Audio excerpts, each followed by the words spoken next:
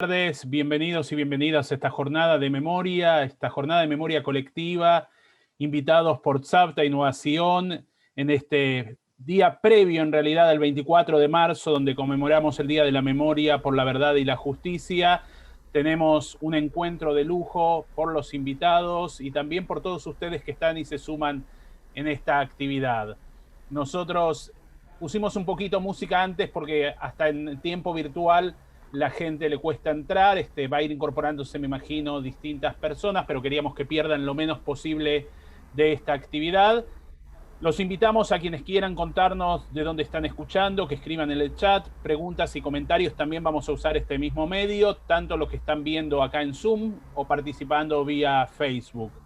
En primer lugar, agradecer a Tamara Reisig por la iniciativa y la coordinación de toda la actividad. Es un placer, Tami, tenerte en la comisión directiva de Tzavta y en el motor de este tipo de actividades que haces con tanto amor y cariño y dedicación. A 45 años del golpe cívico-militar, el arte de no olvidar, testimonios en primera persona que nos ayudarán a reflexionar sobre la historia y la microhistoria. Agradecer a los que nos van a dar testimonio hoy, a Nora Strejelevich, escritora y docente, sobreviviente y testigo, a Carlos Leibovich, a Perla Sney y a Natán Sonis, agradecerles por la presencia aquí. Y bueno, voy a pasarle el micrófono directamente a Tamara para que los presente a nuestros invitados. Muchísimas gracias a todos nuevamente. Bueno, buenas tardes a todos y a todas. Es un placer que estemos y que podamos estar en Tzavta juntos a pesar de la distancia.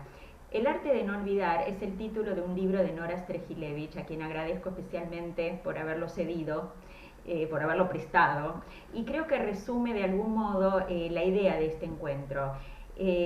A 45 años del golpe cívico-militar, el tiempo, como se dice en hebreo, Azman oset shelo, el tiempo hace lo suyo.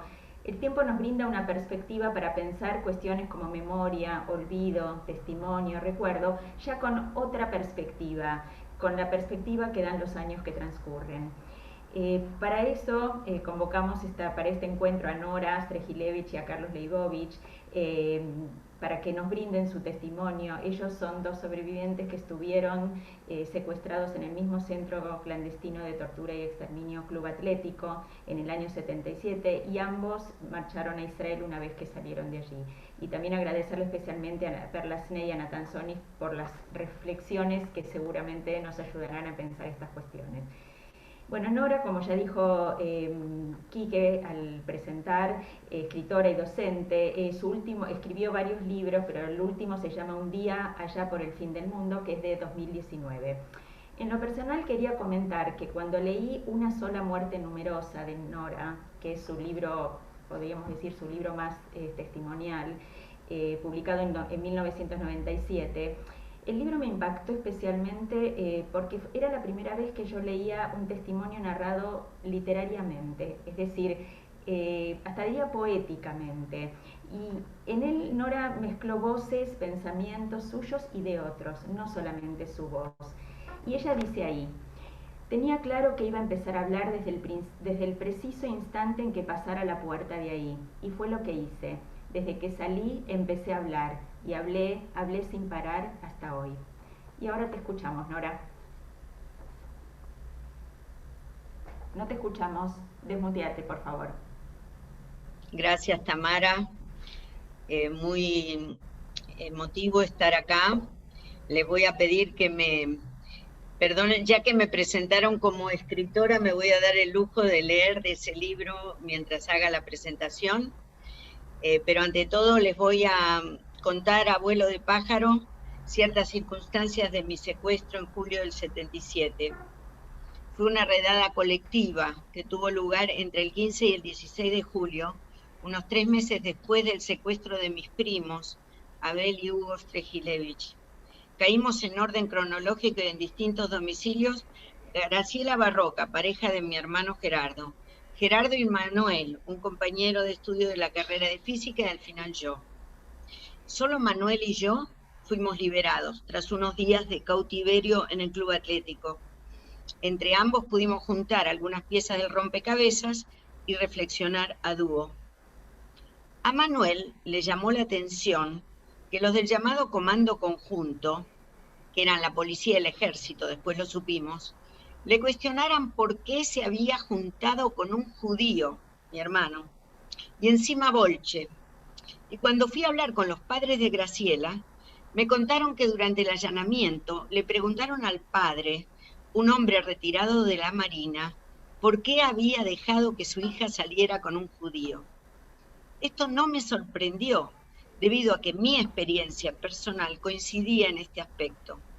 En el interrogatorio que me hicieron bajo tortura, querían saber qué entrenamiento militar recibiría en Israel, ya que en el momento del secuestro tenía mi valija preparada para viajar a ese país por un año, con un programa para profesionales Sherut La'am. Antes de en ese interrogatorio, intercalaba palabras en hebreo. Lo único que capté fue Madrid. Lástima que, cuando ya había aprendido hebreo, se me había borrado la memoria de lo dicho en esa sesión. Lo que me quedó grabado fue su particular interés por nuestro clan, que ratificaron con estas palabras: primero acabaremos con los montoneros y después con los judíos. Prefiero compartir el inicio de esta experiencia mía a través de un fragmento escrito desde la desorientación y el quiebre que padece quien se transforma en objeto de este tipo de caza. Un fragmento que describe el curioso aire de irrealidad que, según Hannah Arendt, pone en jaque, en estos casos, la posibilidad de una rememoración nítida. Y me refiero, como dijo Tamara, a una sola muerte numerosa, porque revela no solo lo que me pasó a mí y a otros, sino a un país secuestrado por aquel autodenominado proceso de reorganización nacional, que configuró ante todo una cultura y una lengua que permanecen en gran medida marcadas por esa impronta. Entonces ahora voy a leer. Yo escucho un ruidito, no sé ustedes. No. ¿No? Ok, bueno. Te escuchamos muy bien. ¿Estás ahí? Sí, te estamos escuchando. Bueno, una magia perversa hace girar la llave de casa. Entran las pisadas. 3 pares de pies practican su dislocado zapateo sobre el suelo, la ropa, los libros, un brazo, una cadera, un tobillo, una mano. Mi cuerpo. Soy el trofeo de hoy. Cabeza vacía, ojos de vidrio.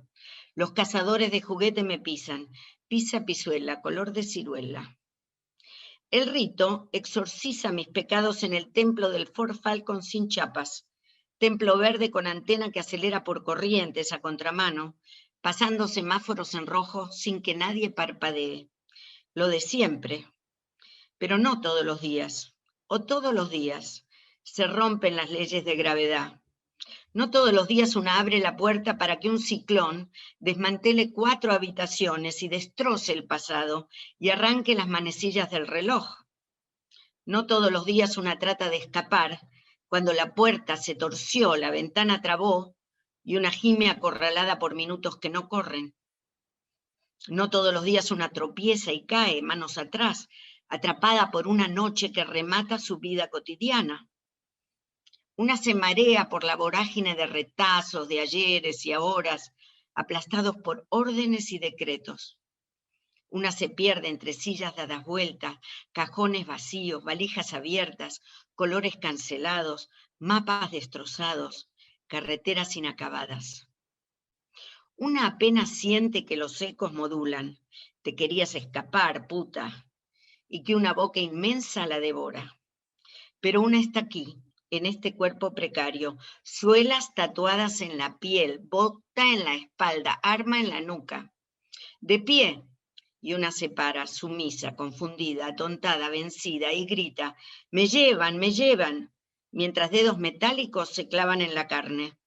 2 de la tarde, impune, la tiran a una al ascensor, la arrastran. En la vereda, una patalea contra un destino sin nombre, en cualquier fosa colectiva.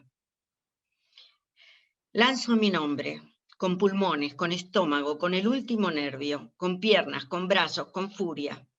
Mi nombre se agita salvaje a punto de ser vencido. Me empujan. Aterrizo en el piso de un auto. Lluvia de golpes. Este por gritar en judío. Este por patearnos. Y otro más. Judía de mierda, vamos a hacer jabón con vos. Soy un juguete para romper. Pisa pisuela, color de ciruela. Digo con Semprún que el horror es invivible, no innombrable, y que nuestra labor es intentar decirlo. Lo que nunca debió haber sucedido, y sin embargo pasó y sigue reverberando, tiene que plasmarse en configuraciones narrativas y en intervenciones públicas, tal como se viene haciendo en la Argentina desde entonces. Los juicios también son rituales indispensables. El Estado, una vez que admite su responsabilidad en un proyecto de exterminio que procuró borrar las huellas del crimen, debe aplicar toda la fuerza de la ley en base a la palabra del testigo. En mi caso declaré en un par de audiencias de lesa humanidad.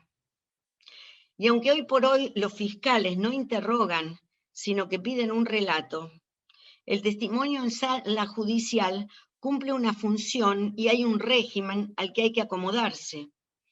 Como explica la fiscal Gabriela Sosti cuando dice, hay mecanismos de jerarquización, la altura del estrado, butacas encombradas, ingreso ceremonial, y un territorio expuesto que será ocupado por el testigo o la testigo de cara a la sala.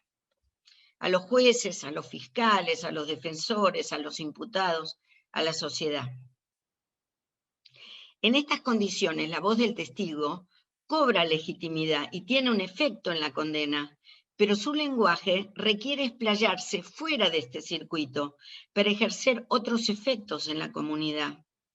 Hay que desarticular la docencia que ejerce el terror y que se transmite de forma contundente hasta el día de hoy. Apenas ayer di con la noticia de un argentino, Federico Klein, encarcelado en los Estados Unidos por participar en el ataque al Capitolio. La nota se titula Freddy, el fanático de Trump con raíces argentinas, y habla de un personaje nacido en los Estados Unidos, pero orgulloso de su herencia. Su tío fue funcionario del sector económico que acompañó al golpe. Este joven ya había citado en un par de ocasiones frases aprendidas de sus héroes. Por ejemplo, el recuento de cadáveres forma parte de la lucha legítima contra la guerrilla. O si no, la única forma de lidiar con los terroristas es mirarlos como piedras y arrojarlos a un pozo sin fondo.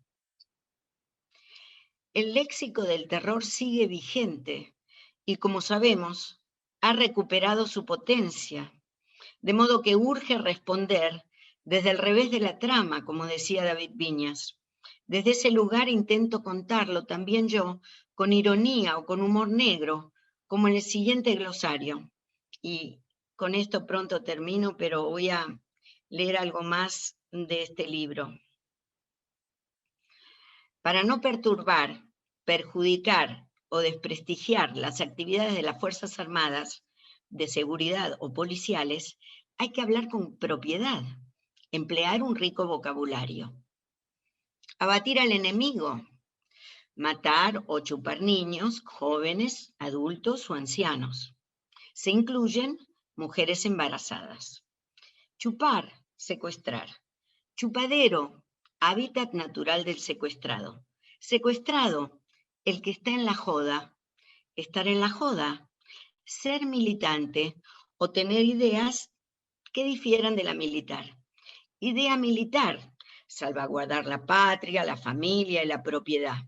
Propiedad, concepto universal que abarca la propia y la de los subversivos.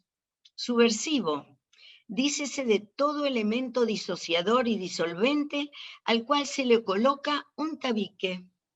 Tabique, venda, pañuelo o trapo, colocado en los ojos del subversivo para que no vea a sus torturadores. Torturadores, funcionarios especializados en métodos de interrogatorio. Métodos de interrogatorio, picana, submarino, parrilla, etc. Se aplican en el quirófano. Quirófano, espacio creado para interrogar al subversivo antes de pasarlo al tubo. Tubo, celda de 2 por 1,60 donde puede reposar el subversivo, bajo el control de los guardias, depositados por los grupos de tareas. Grupos de tareas, conjuntos de individuos dedicados a aniquilar al enemigo y a rescatar el botín de guerra. Botín de guerra, bienes muebles e inmuebles que los hombres del ejército recuperan en cada batalla. Hombres del ejército, funcionarios de los servicios de inteligencia. Inteligencia, palabra que se sustituye por obediencia. Obediencia debida, concepto que se utiliza en el caso de juicio público, para pasarle la responsabilidad al superior. Superior, el que no tiene nada que confesar, agregar o reprocharse. Los sobrevivientes, como digo, en el arte de no olvidar, damos testimonio para mantener la dignidad de la verdad. Por eso insistimos en enunciar una verdad que excede los hechos y que intenta desarticular desde nuestra voz un lenguaje siniestro que sigue horadando el presente. Nada más. Gracias. Gracias, Nora. Muchas gracias. Bueno, a continuación vamos a ver un material audiovisual sobre el Club Atlético. Quique.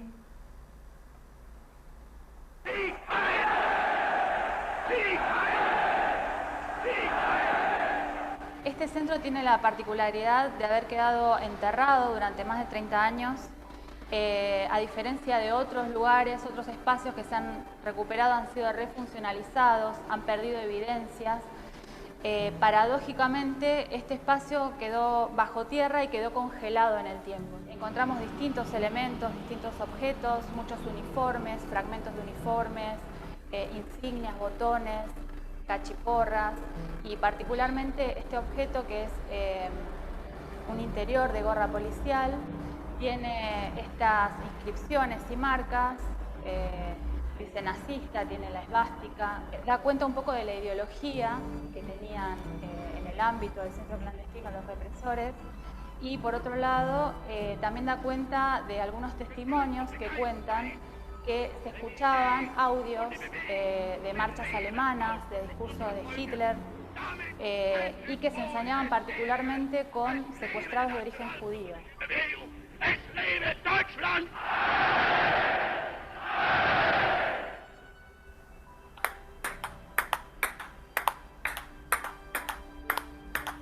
La historia de un sobreviviente que se acerca, estuvo exiliado, vive en otro país, y se acerca por primera vez al espacio en el año 2010.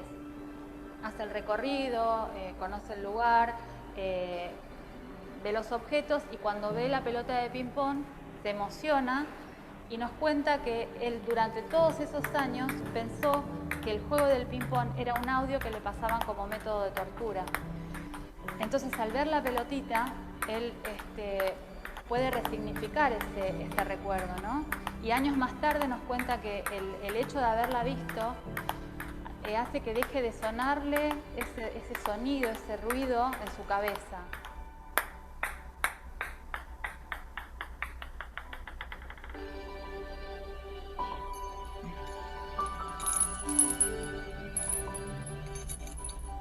Bueno, dentro de los más de 1000 objetos que se hallaron en las diferentes excavaciones, algunos exhibidos hoy en esta muestra, tenemos lo que nosotros clasificamos como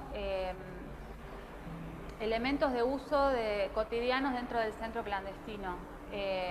Lo sabemos gracias a los testimonios, ¿no? Por ejemplo, una taza en la que le daban algo para tomar, una cuchara tenemos también exhibida, que también, según testimonio, era uno de los pocos elementos con los que contaban los secuestrados en este ámbito, y la ropa de civil. Aparecieron distintas prendas de uso civil, ropa de mujer, hay ropa interior, hay medias, fragmentos de sandalias, accesorios, las cadenas que dan cuenta de los testimonios en los que cuentan que estaban engrilletados.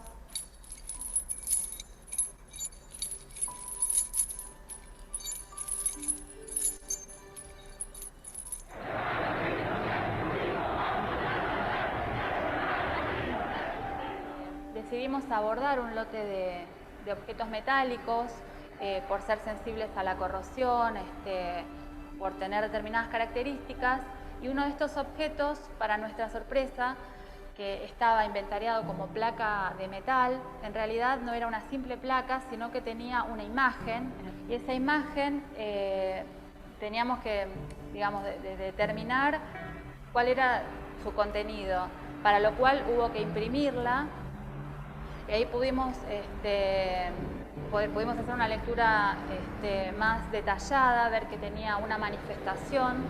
En la manifestación aparecen distintas banderas. Luego de una larga investigación pudimos acotar la fecha en la que estas agrupaciones podrían haber manifestado juntas. Hicimos un relevamiento de publicaciones hasta que aparece la imagen ilustrando una nota. Es una nota del año 73, la revista se llama Nueva Hora, y la nota da cuenta de una manifestación en Santa Rosa La Pampa en repudio al golpe de Estado chileno.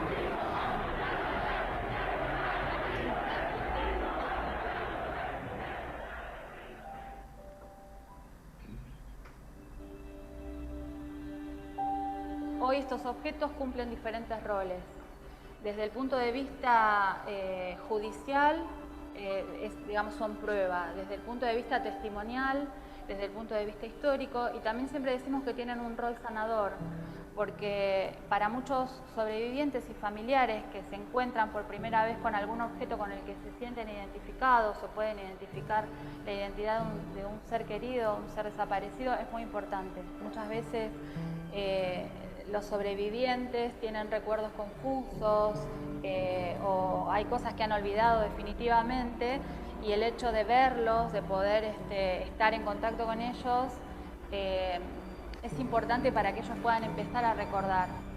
Por otra parte, también tienen un rol didáctico con el cual nosotros podemos dar cuenta de lo que pasó en este periodo nefasto de nuestra historia a los jóvenes que se acercan, que vienen con sus grupos del colegio. Ellos que no vivieron la historia y muchas veces en sus casas tampoco en su entorno familiar no pudieron conocerla, es digamos, una manera de conectarse directamente y bueno, conocer lo que fue parte de su propia historia.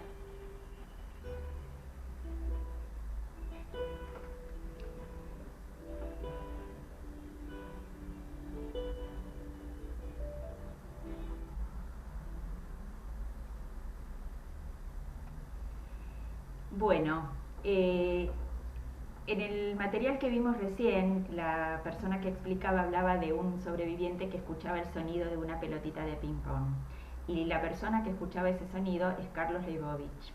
Así que, Carlos, te invitamos a que hables. Activa el micrófono, por favor.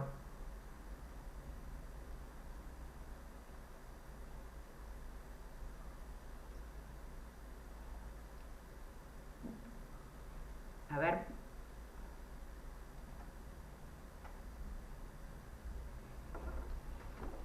Carlos, ¿podés activar el micrófono? Sí. Dale, ahora sí, te escuchamos. Bueno, sí. Buenas noches a mí, para todos aquí. Buenas tardes para ustedes. Hablar después de lo que contó ya Nora, que ya la escuché varias veces, es muy difícil. Ella hace una pintura de la situación que pasamos, como diría hasta sarcásticamente, como vecinos en determinada época del mismo lugar, y es exactamente lo que ella cuenta. Yo voy a empezar por la parte en que me secuestraron, que fue en la noche entre el 6 y 7 de octubre de 1977, y para quienes vieron la película La Historia Oficial, hay una escena entre Chunchuna Villafañe y Norma Leandro.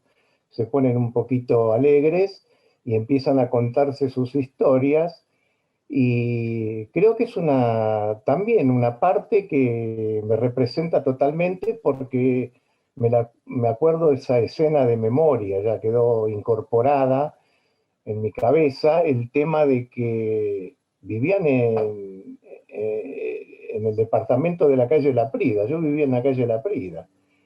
Y que cuando entraron le rompieron la puerta y ella tenía un póster de Gardel. Yo tenía un póster de Mafalda.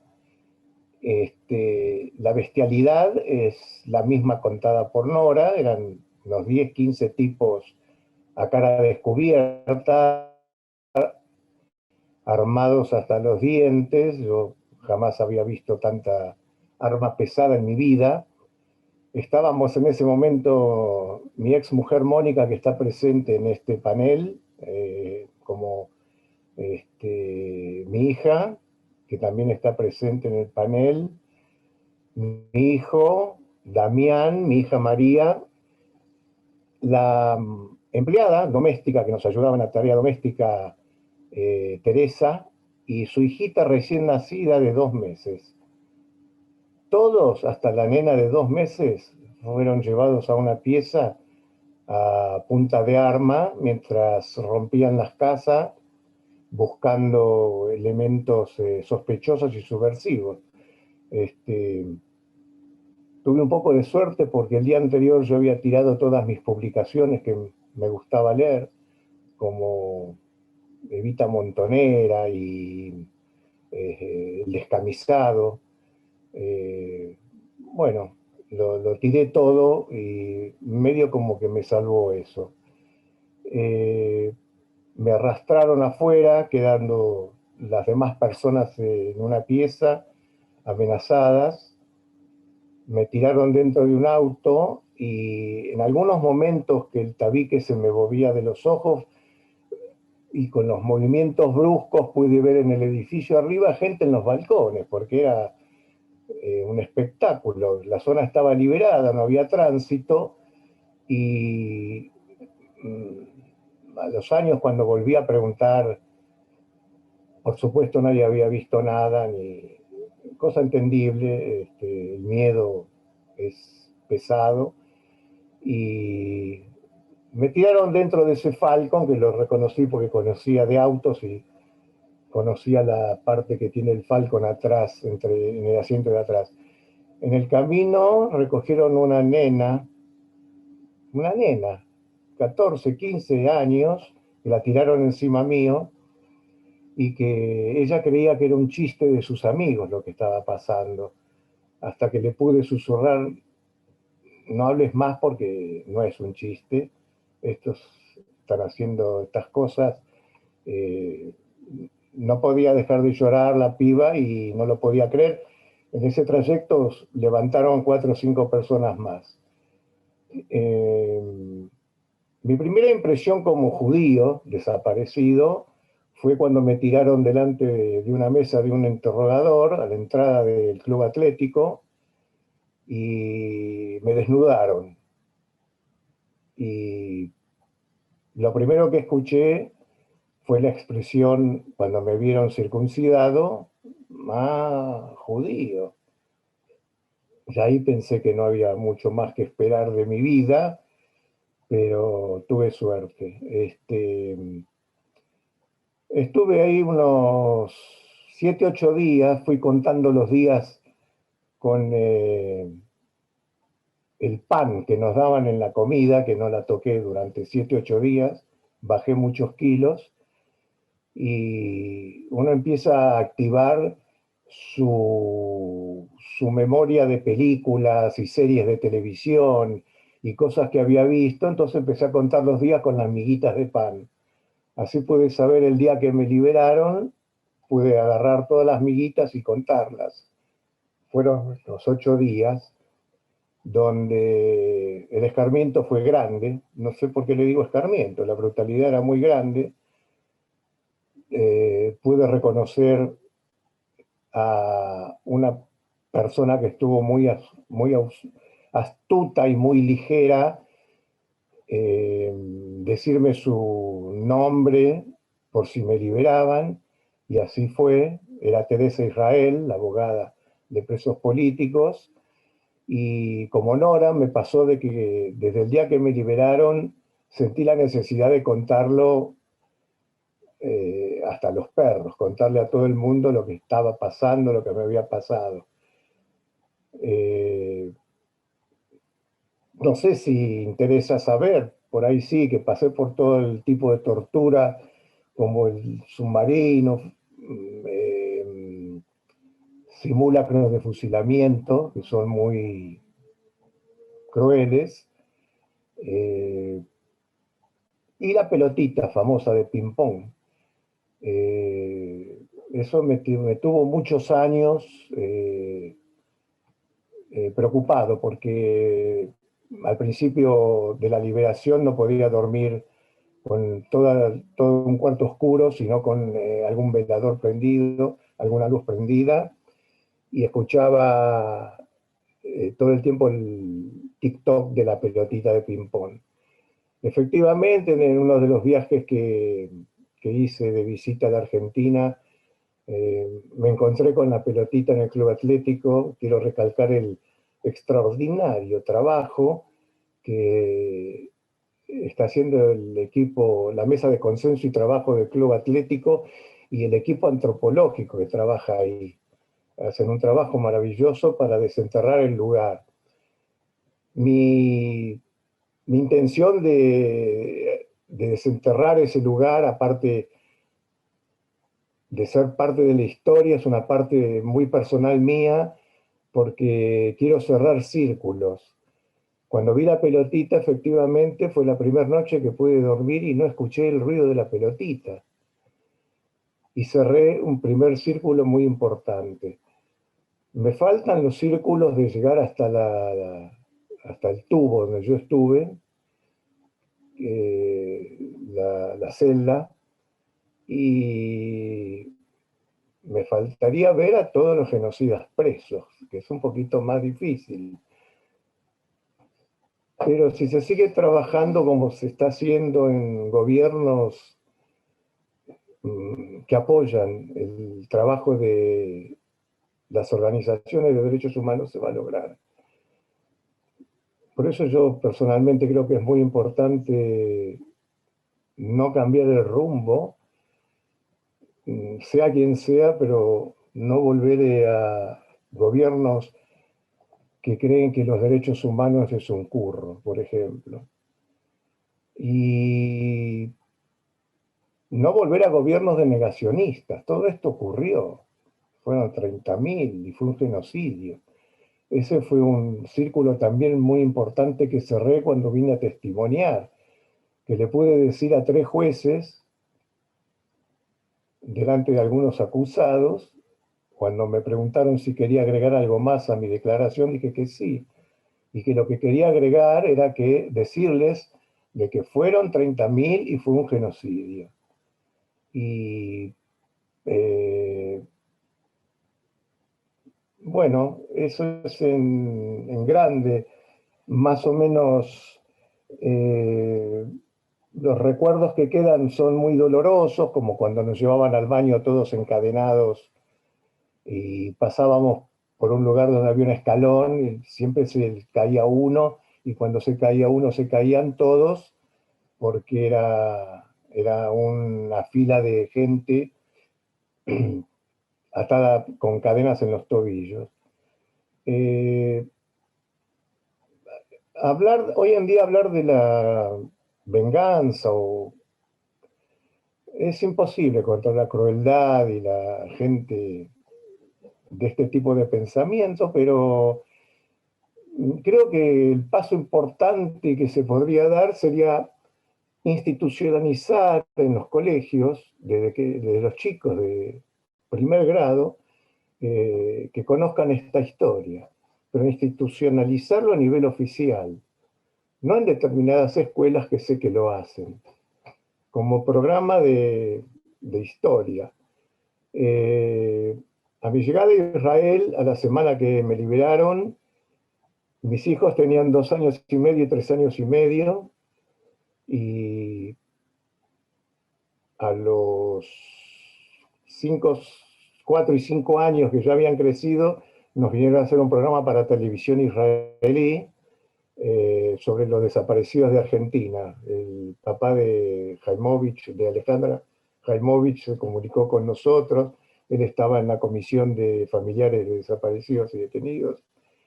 Y apareció la televisión israelí en el kibutz donde yo vivía, con uno de los conductores de televisión más famosos en ese entonces, que se llama Jaime Avin. El kibutz tampoco sabía mucho mi historia, y cuando vieron las cámaras de televisión y los camiones de exteriores, tuve que, igual lo iba a hacer, pero antes de la proyección del programa, que era a la noche, le conté a mis hijos lo que había pasado. Y ahí se enteraron de la verdadera historia y se difundió en Israel el programa ese. Y fue muy interesante, porque al otro día me pararon 2 o 3 en la calle preguntándome si yo había sido el del programa a la noche se llamaba Segunda Mirada el programa, Babat Sheni.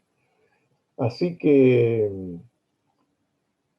nada, creo que hay que seguir memorizando con mucho énfasis y tratar de que no vuelva a suceder nunca más y seguir adelante. Eso es más o menos todo lo que puedo contar. Y si quieren preguntar algo sobre la situación de encierro, no hay ningún problema, contesto todas las preguntas. Gracias, Carlos. Volvemos a reiterar que quien tenga preguntas para hacer puede hacerlas por el chat, y bueno, al finalizar las exposiciones dedicaremos algunos minutos a eso, a las preguntas. Bueno, a continuación va a hablar Perla Sne, pero antes para introducirla quisiera leer un epígrafe que abre el capítulo del libro Palabras para decirlo, lenguaje y exterminio, del año 2012. Una cita de Julio Cortázar, que dice: cuando la desaparición y la tortura son manipuladas por quienes hablan como nosotros, tienen nuestros mismos nombres y nuestras mismas escuelas, el abismo que se abre en nuestra conciencia y en nuestro corazón es infinitamente más hondo que cualquier palabra que pretendiera describirlo. Perla, te escuchamos.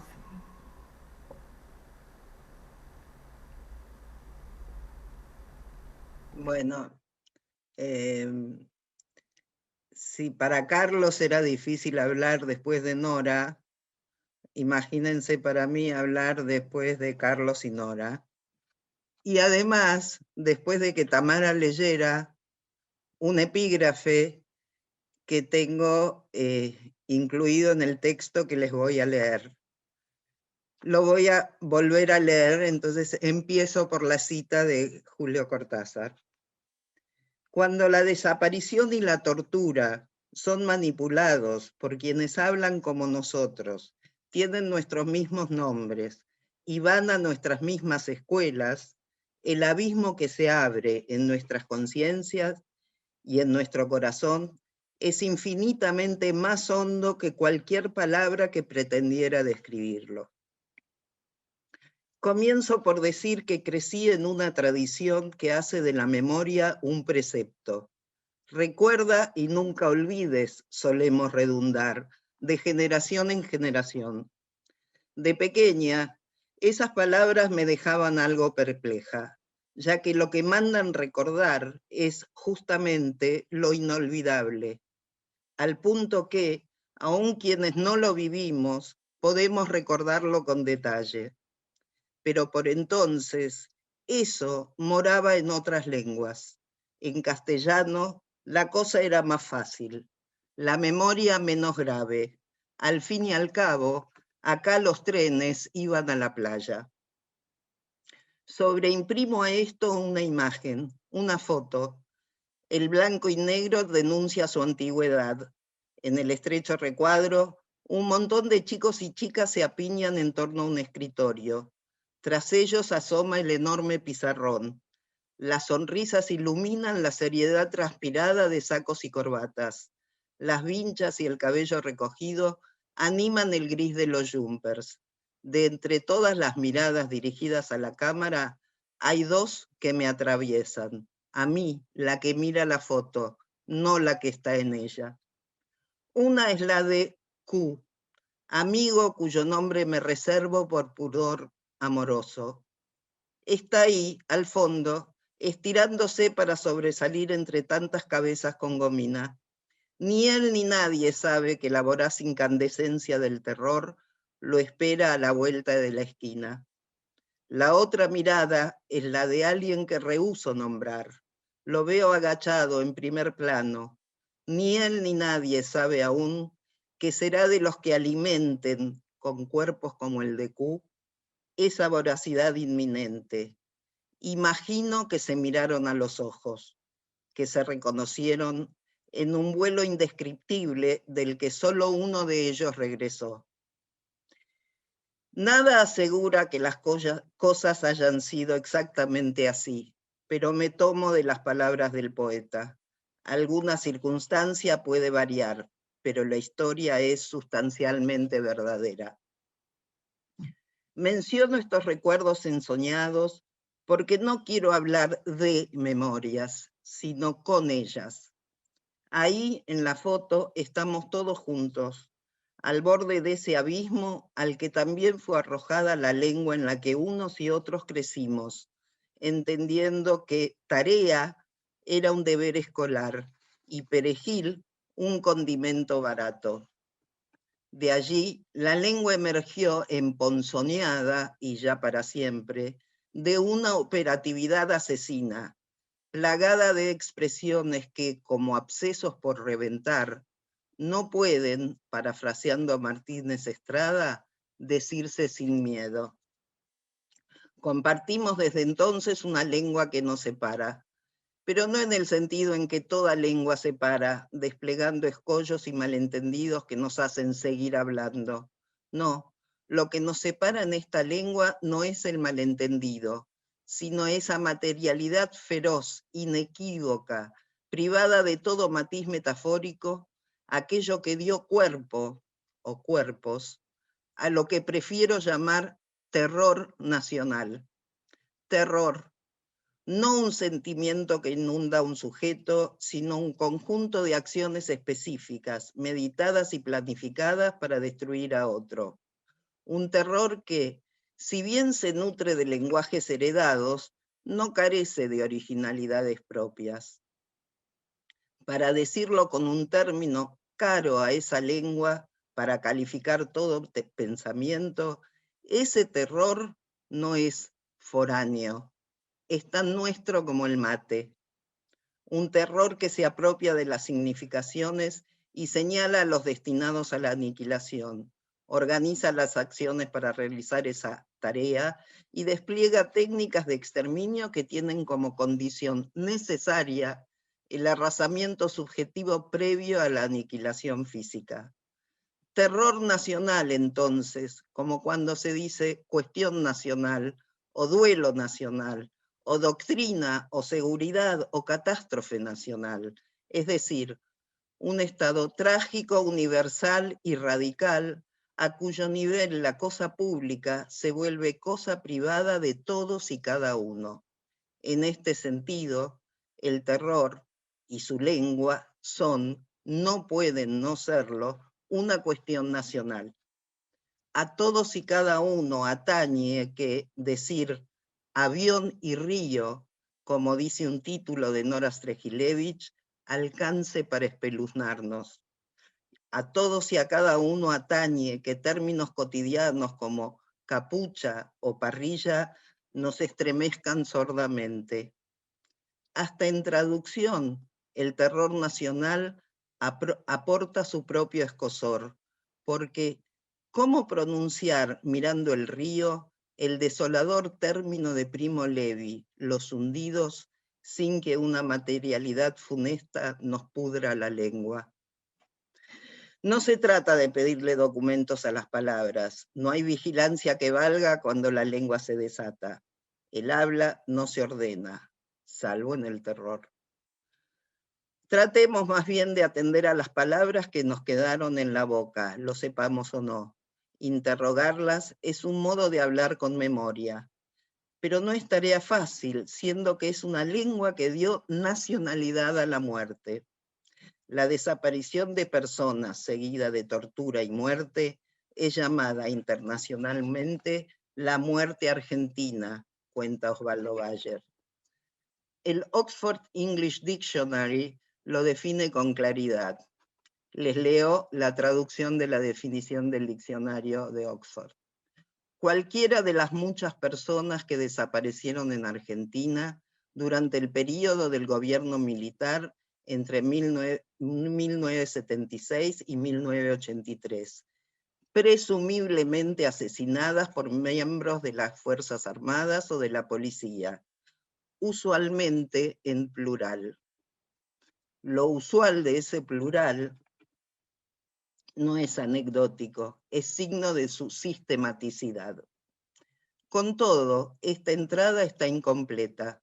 Solo menciona a aquellos que presumiblemente fueron asesinados en el reino del terror nacional, pero nada dice de quienes, por el contrario, con toda seguridad, fueron hechos nacer en su seno. El exterminio no es solo cuestión de hacer morir, sino de hacer nacer. Que aún haya cientos de nacidos en las tinieblas que ignoran sus propios orígenes, evidencia hasta qué punto el ataque a la filiación integra necesariamente el exterminio. Madres, abuelas, nombres que, lejos de familiarizar la política, ponen en evidencia cómo el exterminio persiste en los modos filiatorios que impone. Filiación carnicera la llamará Pierre Legendre. Las formas elementales del parentesco, aquello que Levi Strauss daba por básico, fueron lesionadas y deben reconstruirse contra esa fuerza siniestra que pone en suspenso la historia, porque todo queda en suspenso mientras no solo los muertos, sino los vivos sigan desaparecidos. Por eso, el terror nacional se ocupa de asomar cada tanto. Eso, y no otra cosa, fueron las bolsas mortuorias arrojadas en la Plaza de las Madres. Para despejar dudas, una portaba el nombre de Estela de Carlotto. Explicitación teatral de la amenaza que dice: seguimos aquí, volveremos por ustedes, pronto, pronto, en cualquier momento. Esas bolsas ponen en escena no la muerte, sino la desaparición, porque un exterminio no concluye, apenas se interrumpe, pero el objetivo sigue vigente. Los sobrevivientes son aquellos que, por la razón que sea, lograron evitar su destino de arrasamiento, pero siguen en la mira, solo han conseguido ser impuntuales a la hora de la aniquilación. A esa persistencia opongamos la memoria, abrigo de relatos reiterados, narraciones hechas de jirones de palabras rescatadas de la nada, un discurso que, aunque no suture el abismo, abismo que hoy se disfraza de mercancía electoral bajo el nombre comercial de grieta, aunque no suture eso, busque sostenerse y sostenernos en el inquietante ámbito de alguna verdad. Si queremos ejercer el difícil arte de no olvidar, no podemos ahorrarnos la angustia de intentarlo. Nada más. Muchas gracias, Perla. Vamos sumando, primero Nora, después Carlos, ahora las palabras de Perla. Es un encuentro muy cargado, pero bueno, necesario. Y ahora invito a Natán Sonis a hablar y a compartir sus pensamientos. Sí, mis pensamientos y sentimientos, todos dijeron, bueno, después de Nora y Carlos, después Nora y Carlos Perla, así que para mí, yo agradezco mucho la invitación para poder compartir algunas reflexiones. El título, El arte de no olvidar, tiene hasta poesía, si se permite decir. Estamos no olvidando en una fecha. Fechas, tan solo fechas, dice Jorge Drexler, ¿no? En El pianista del gueto de Varsovia, para aludir exactamente que no son solo fechas. Y yo, bueno, pensé hablar de eso, de las fechas, cuando me invitaron para poder decir, vamos a escuchar los testimonios en relación a que es ya 24 de marzo.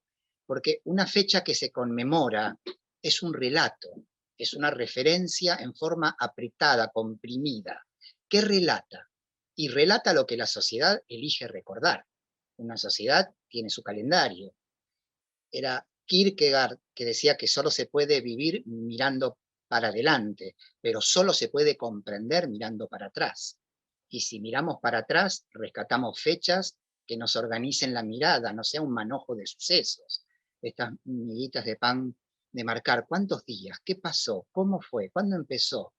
La verdad es que él decía que para entender hay que mirar para atrás. Yo no sé si entendemos mucho, ¿no? Porque cuando nos asomamos a estas fechas, entendemos que hay algo del mal que está más allá de la comprensión, así decía Primo Levi, o Adorno, que hablaba sobre la autodestrucción de la razón.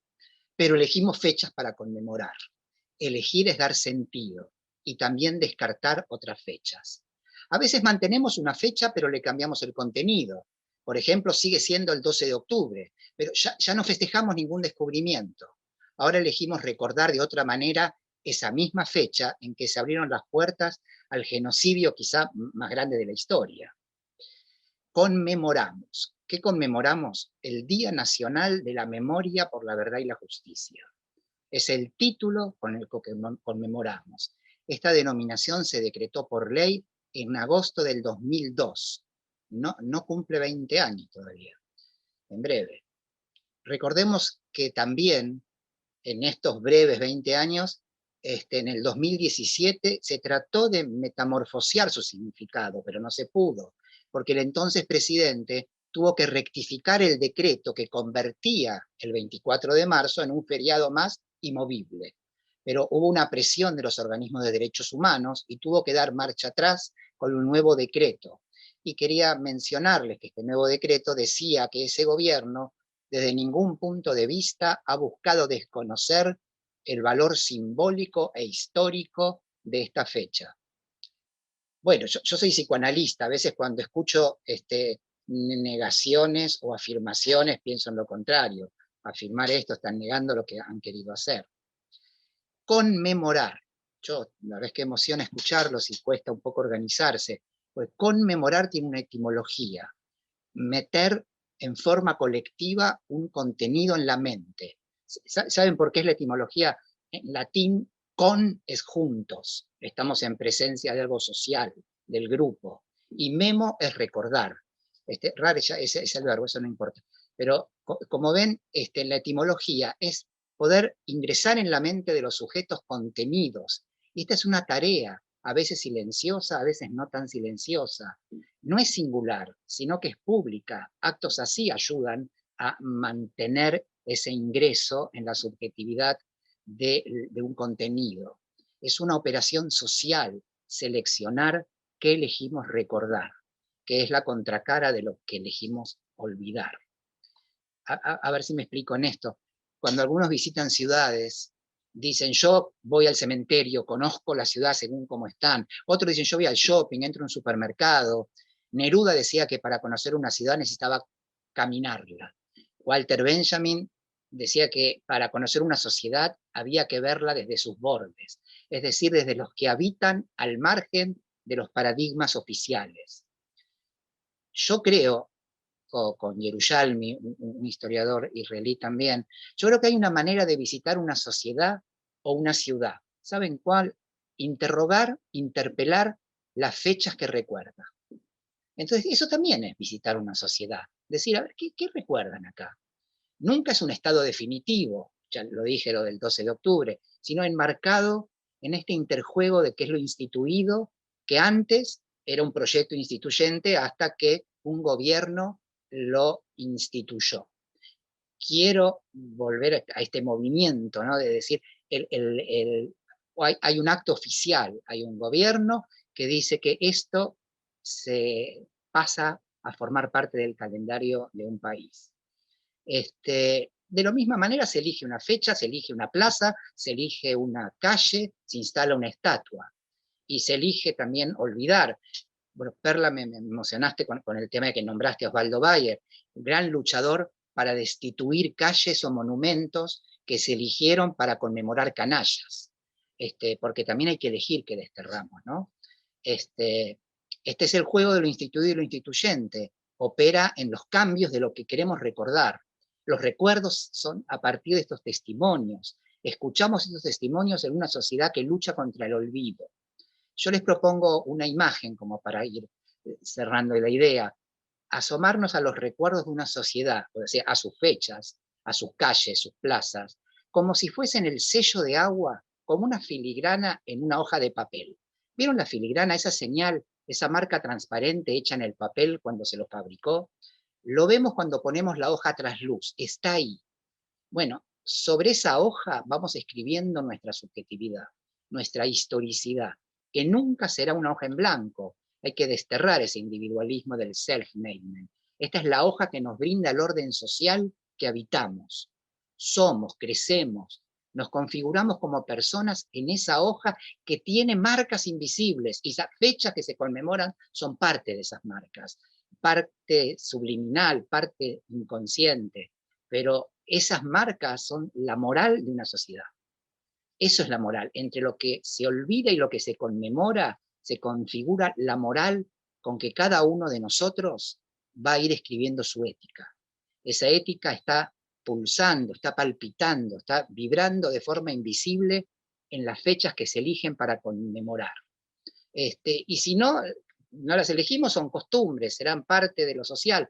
Moral viene de moralis, que es costumbre. En cambio que ética viene de ethos, que es un modo de ser. Elegir una fecha es construir un modo de ser. Cuando un gobierno decide que va a haber una fecha, también está dándonos un marco para poder habitar nuestro calendario. Esto de habitar es una idea muy de Heidegger. Él plantea que solo se puede habitar ahí donde se puede construir. Los totalitarismos nos niegan esa posibilidad. Por eso en un campo de concentración no se habita. Nuestro hogar es mucho más que un edificio o una casa. Hogar es lo que creamos, es cuando construimos. Sin nosotros son paredes. Lo mismo para el devenir de los días. Necesitamos, entre otras cosas, los testimonios que ustedes han ofrecido, estos recuerdos para establecernos, habitar nuestro tiempo, habitar el calendario. Si no, los días pasan de manera alienante. Y lo contrario a habitar es el sentimiento de desarraigo. Para Heidegger, el hombre es cuando habita. Necesitamos de los testimonios para construir esta ética y para habitarla. Si no hay pruebas, si no hay indicación, si no hay constatación, si no hay un saber, se apela a la creencia, dice el filósofo Derrida. Por eso estos testimonios son el soporte fundamental de conmemorar, que es sinónimo de definir una ética. Como dijo Carlos, de contar, como hizo Nora escribiendo. Toda ética es una toma de posición, dice una autora que recomiendo muchísimo, que se llama Mariana Wilkinski, en un libro imprescindible sobre este tema, que transita, que se llama El trabajo del testigo. Ella aporta en su obra a la elaboración del trauma social desde su mirada del psicoanálisis, que apunta a esa zona devastada, a esa experiencia que está en el límite del lenguaje. Y cada testimonio intenta correr un poco más esa frontera, porque ella lo menciona, lo conocemos, esa frontera que no quería al principio escuchar ningún testimonio. No olvidemos que Primo Levi, que dedicó su vida a narrar, no encontró quien lo editara. Para hacer cuenta, la guerra termina en el 45, él en el 47 ya quiere editar Si esto es un hombre. No encontró editor. Otro abordaje que ella invita también, y porque es parte de esta mirada, es la historia con mayúscula y la historia con minúscula. Se refiere a la vida cotidiana que respira debajo de estos grandes títulos, debajo de las fechas. El testimonio es una experiencia que trasciende lo personal, en donde es más cristalino poder evidenciar que lo personal es político, que lo que ustedes cuentan no es una anécdota personal que les sucedió, es político. Una fecha, incluirla en un calendario, conmemorar, es político. No existe esta cuestión individual. Nominar y conservar en nombres.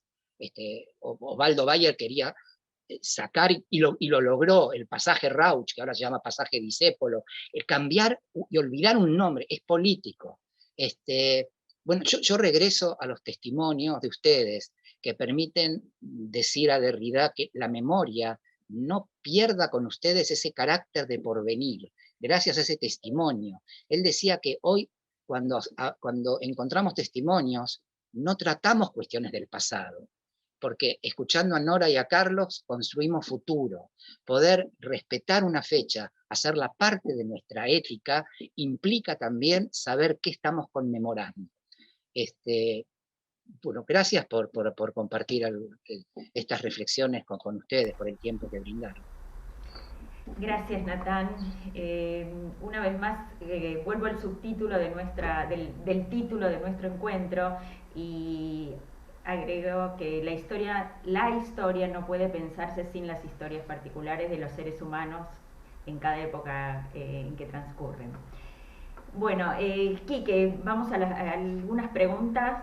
Sí, le pasamos el micrófono a Gustavo Efron, del director de Novación, que estaba mirando las preguntas. Gustavo, si estás por ahí. Hola, sí, buenas tardes o buenas noches. Hay muchos comentarios, distintos comentarios. Hay una pregunta para Carlos, que le preguntan cómo logró salir, o cómo pudo, bueno, cómo logró salir, digamos, ¿no? Esa es una pregunta que hay para Carlos, después hago otra, digamos.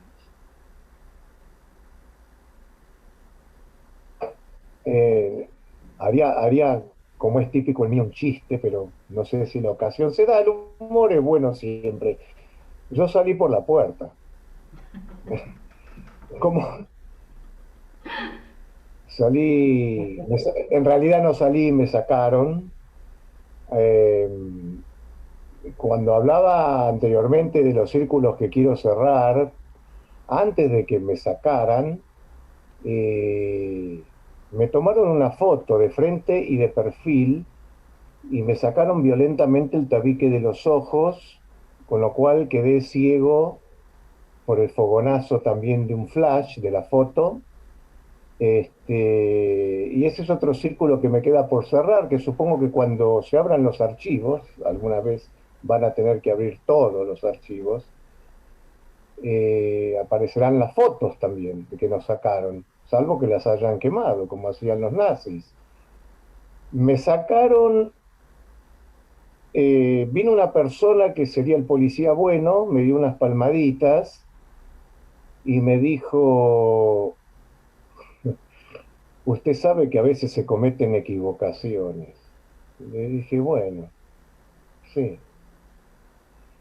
Y me sacaron, me tiraron de vuelta a ese lugar donde había entrado la primera vez, no, la vez que me entraron, y me subieron con otra persona, todavía estábamos tabicados, a una camioneta Citroën, una citroneta. Me di cuenta que era una citroneta por el salto típico de la parte del furgón de la citroneta, y nos tiraron en las vías del ferrocarril San Martín. No sé si ustedes conocieron o conocen, donde estaba un famoso restaurante La Mosca Blanca, cerca del fondo de Retiro. Nos dijeron que no nos sacáramos la venda durante 1 hora y que si no nos mataban. Por supuesto que esperé 2 horas para sacarme la venda. Y ahí me di cuenta que estaba lleno de piojos, pulgas, barbudo, ropa que no era la mía. El que largaron conmigo quiso salir corriendo y lo paré, le dije que no, porque con el aspecto que teníamos. Y quiero recordar ahora también un hecho muy, muy lindo de esta salida. porque fuimos para la estación de Retiro caminando despacito y nos metimos dentro de un taxi. El taxista, cuando nos vio, levantó las manos, pensaba que lo asaltábamos por el aspecto. Y le expliqué que estábamos recién liberados de un secuestro, que secuestraban gente, por si no sabía. El tipo dijo que sí, nos dijo que nos agachemos y que nos llevaba gratis. Un tipo inolvidable al que nunca pude volver a reencontrar. La persona que salió conmigo sí la encontré, pero es uno de los tantos que después de 45 años no quiere hablar del tema. Así que me largaron así. Básicamente no había ninguna explicación ni por qué me llevaron, a pesar de que querían conocer mi nombre de guerra, y ni por qué me largaron. Gracias, Carlos. Gustavo. Sí, bueno, acá hay una pregunta, entiendo que general. ¿Por qué no se juzgó a Kissinger? ¿Por qué todo termina en Videla? No sé si es más una pregunta con afirmación o si tiene alguna respuesta que alguien quiera tomar.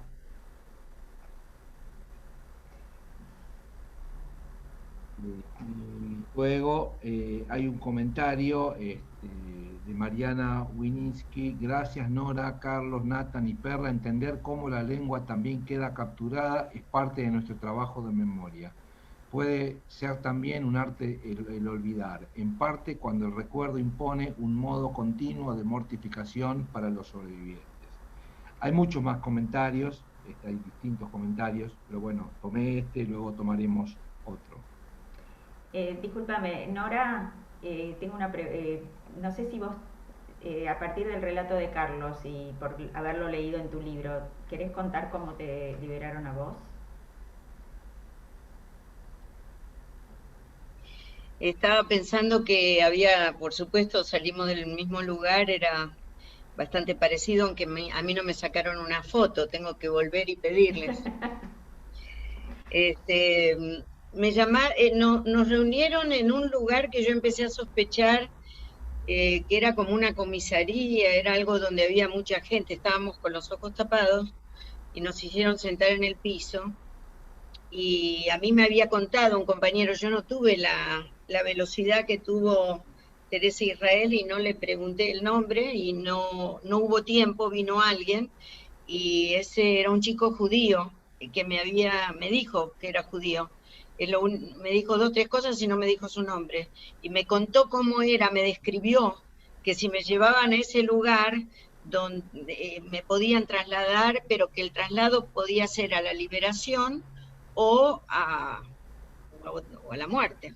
Así que yo no estaba muy convencida de qué era, aunque me habían llamado también a un lugar donde también con tabicada, pero de esa ronda en que estábamos en el piso me llamaron a una oficina y dijeron lo mismo, que había sido producto de un error, pero me amenazaron diciendo que todos los otros desaparecidos de mi familia corrían peligro. Uno de mis primos ya estaba muerto, los otros no sé, pero bueno, que corrían peligro, lo dijeron con otros términos, me amenazaron con que si hablaba, yo los iba a poner en riesgo, así que yo no tenía que, no había pasado nada, no me acordaba de nada, etc. Después nos dejaron fuimos varios en un coche, que no sé nada de coches, pero era una camioneta también, y nos dejaron así, no nos pidieron tanto tiempo, me causó gracia lo de las 2 horas. Estos eran más razonables y dijeron que contemos hasta 100. Me sorprendió lo de las 2 horas, eso sí que fue bastante. Y yo conté hasta 100 y estaba en la Rocha, ¿cómo es? ¿En la Boca? La Vuelta de Rocha. La Vuelta de Rocha. Y resulta que como en la Boca hay mucha gente a la noche, qué sé yo, era de madrugada, yo fui a una cantina a pedir un teléfono y avisé a mi casa que me habían liberado, pero que no me vinieran a buscar, porque yo temía no estaba convencida de que eso terminaba ahí. Entonces, como no tenía plata, pedí unas monedas, me fui a la parada del colectivo y traté de volver en colectivo a mi casa. Pero vi estaba sola en el colectivo y apareció un coche de la policía. El coche de la policía pidió documentos, yo no tenía documentos y tenía el mismo aspecto que describió Carlos, seguramente, no me miré en un espejo, pero además estaba en camisita, era invierno, y me llevó a la comisaría de La Boca. Entonces ahí dije, bueno, esto era, me dijeron que no hables, era para verificar. Yo no estaba convencida, no era libertad eso, yo no estaba convencida de nada. Entonces me pidieron el teléfono de mi casa, la llamaron a mi mamá, y mi mamá, por suerte, yo vivía con mis padres. Mi mamá, por suerte, se hizo la distraída y dijo que no, que yo estaba, que no había pasado nada, que me estaban esperando, que yo había salido. Nada, no informó. Y yo, cuando me preguntaron qué me había pasado, dije que me habían robado. Porque pensé que tal vez estaban chequeando si yo cumplía con el mandato que me habían dado en el club atlético de que no hablara, así que no hablé. Y de ahí el auto de esa policía, ¿cómo se llama? El patrullero me llevó hasta mi casa. Cuando vieron, después me di cuenta que era una combinación entre policía y militares, así que es muy probable que fuera así. Otro, el que fue liberado conmigo, que yo mencioné antes, el compañero de mi hermano Manuel, también fue liberado ese mismo día.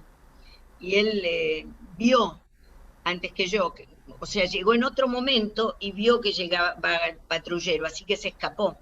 Pero a mí me agarraron en el colectivo. Así que fue un viaje extraño todo esto, hasta que, bueno, estuve en mi casa y me convencí de que me habían largado. Después de esto fui a avisarle a los de la Shebrut Laam, que me mandaban a Israel, tenían fichado a uno, yo no sabía nombres de nadie y no los pensaba dar, pero ellos sabían todo, me describían la Sojnut por dentro, ellos. Me describían cómo eran las personas que me mandaban a Israel y las describían con precisión, sabían exactamente que había alguien ahí que, o sea, a mí no me estaban ayudando, yo tenía mis documentos, yo me estaba yendo a Jerusalén por un año, pero se sabía que mucha gente estaba buscando irse del país. Y este señor, que no me acuerdo su nombre, estaba fichado, así que yo quería avisarle. Y fui en un taxi en esos días con mi madre a la embajada israelí, nos reunimos ahí y le conté y él me dijo que no me preocupara, que él ya sabía. Después de eso me fui a Israel. Eso es. Gracias, Nora. Gustavo. Sí, Carlos quería agregar algo cortito. A ver si Carlos... Sí, con respecto a la última pregunta que habían hecho sobre la salida, cuando a mí me liberaron o largaron, me sale decir siempre, yo no volví a mi casa, me fui a la casa de mis padres, cosa que fue muy criticada en algún momento por algunos amigos, de acuerdo a la época de la situación, porque yo había escuchado ahí adentro, en el club atlético, que en determinado momento estas células del ejército y de la policía empezaron a trabajar independientes. Entonces mi preocupación era que muchas veces te seguían cuando te largaban y te los llevabas de vuelta a tu casa para que te lleven a toda la familia. Entonces yo lo que hice es arriesgar a mis padres que me disculpen, me fui a la casa de ellos, ya fallecieron los dos, que estén en buen descanso, y mi papá, eran las 3, 4 de la mañana, toqué el timbre de la manera que yo solía tocar, Mi viejo bajó corriendo, era una de las personas que sostenían antes de que se lo llevaran al hijo, que por algo será, y que hace falta mano dura, y que esto y que lo otro, y lo que yo decía, no es tan así, bueno. Mi papá abrió la puerta, me abrazó, se puso a llorar, y confieso que fue la única vez en mi vida que vi llorar a mi padre. Eso por un lado. También debo hacer un pequeño reconocimiento a la AMIA de ese entonces, porque cuando me liberaron, un tal señor que se llamaba, creo que Badarac o Barbará, algo así, me llevó a la AMIA a ver un álbum de fotos de judíos desaparecidos. Y ahí fue donde yo reconocí a Teresa Israel. Había una foto en ese álbum y la pude reconocer. Así que bueno, un pequeño granito de arena. Eso es todo. Gracias. Sí, hay Mariana Kesselman, en comentario, de genial Nathan, estoy pensando con mi corazón de exiliada de niña, los tiempos de escuchar y de contar. No siempre se puede contar y no siempre se quiere escuchar. Carlos, ¿pudiste contarle a tu familia cuando apareció la TV haciendo este documental? Yo le pude contar a mi hijo cuando surgió algo social, como un evento en la escuela de mi hijo que me lo permitió. Me interesa pensar estas cuestiones. ¿Alguien quisiera comentar algo sobre esto?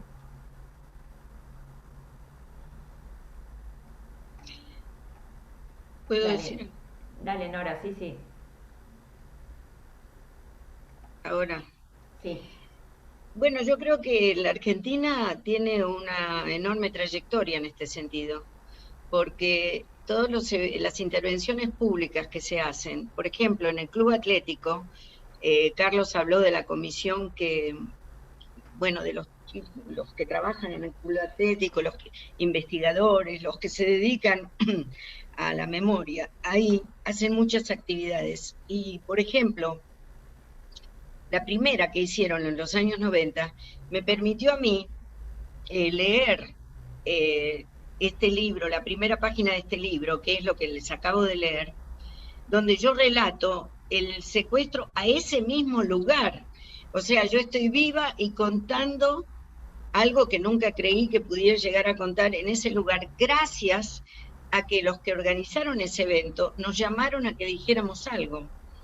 Quiere decir que en este país, desde muy tempranamente, y desde antes, yo porque vivía afuera y volví en esos 90, pero desde antes, se abrieron espacios donde se podía empezar a hablar.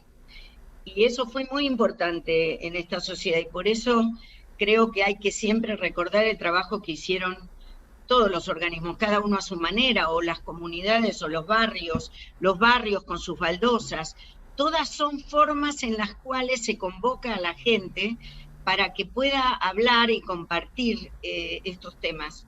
Y me parece que es la manera, porque esto es un tema que sí es económico, político, hay que condenar, como digo siempre, pero que sobre todo hay que machacar a nivel cultural, hay que hacer que la gente empiece a hablar, a que reaccione, a que algunos que lo tienen como borrado todo ese tiempo escuchen algo que los marque. Y me parece que en este lugar, en esta ciudad donde yo vivo ahora, Buenos Aires, ha habido muchas intervenciones públicas donde se le ha facilitado a muchos sobrevivientes que no podían hablar o que no encontraban cómo y cuándo, esa oportunidad. También en las escuelas, en el teatro por la identidad, hay infinidad de espacios que se abrieron y me parece que ese es el camino.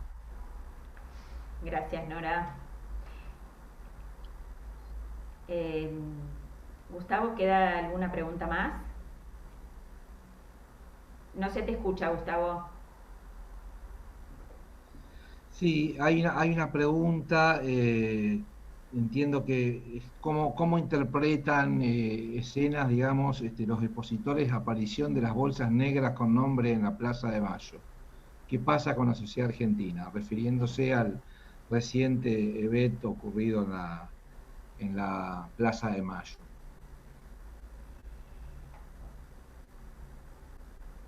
No sé si alguien, Perla, ¿querés responder o Nathan?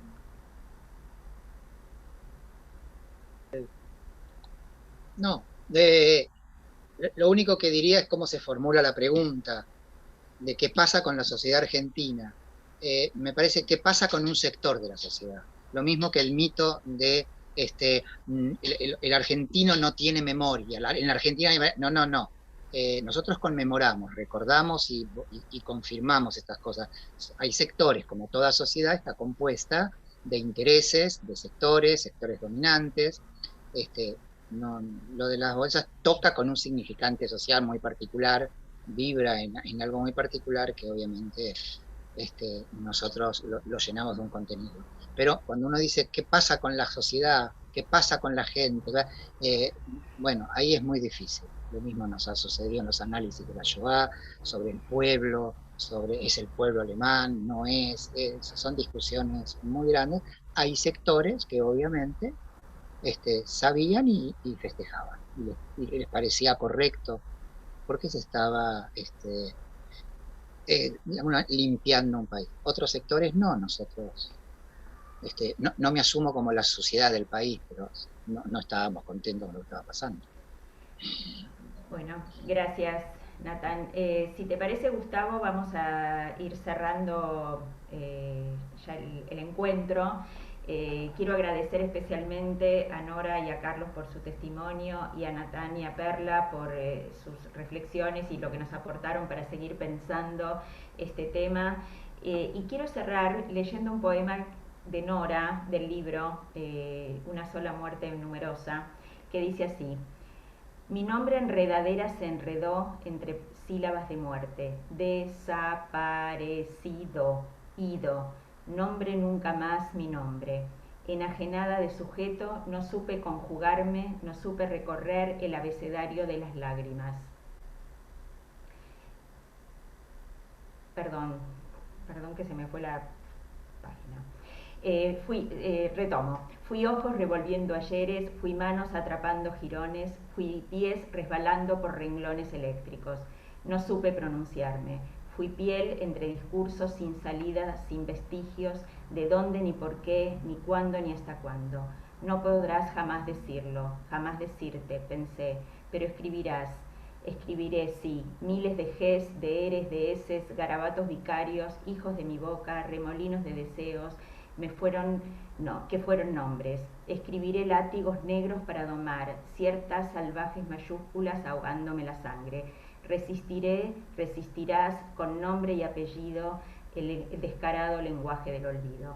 Y acá estuvimos para ejercer el arte de no olvidar, para conmemorar, para recordar, todos juntos en Tzavta.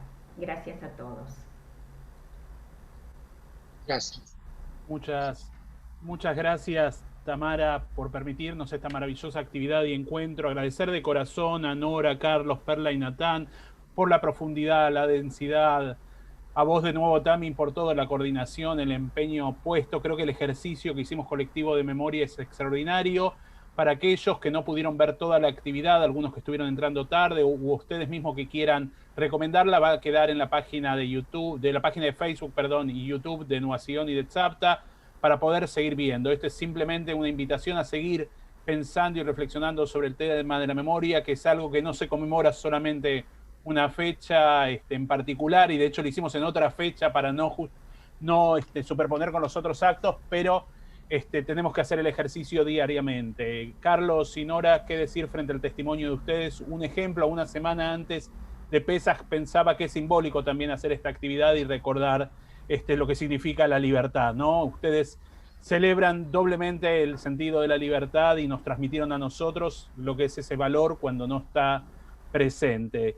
Decirles que la semana que viene tenemos 2 actividades que están sumamente invitados, imperdibles, todas las actividades, porque íbamos a decir estas 2 actividades, pero todas las actividades, la verdad, que estamos haciendo son imperdibles por la calidad de las personas que son convocadas y también por el público que está presente. El día 24 del 3 fue una fecha, el 24 de de marzo a las 19 horas, una fecha no buscada en realidad porque no queríamos hacer actividad, pero fue la única oportunidad que tuvimos de hacer una actividad a 80 años del inicio de la solución final. Daniel Rafecas va a estar dando testimonio y la moderación será de Joel Schwartz.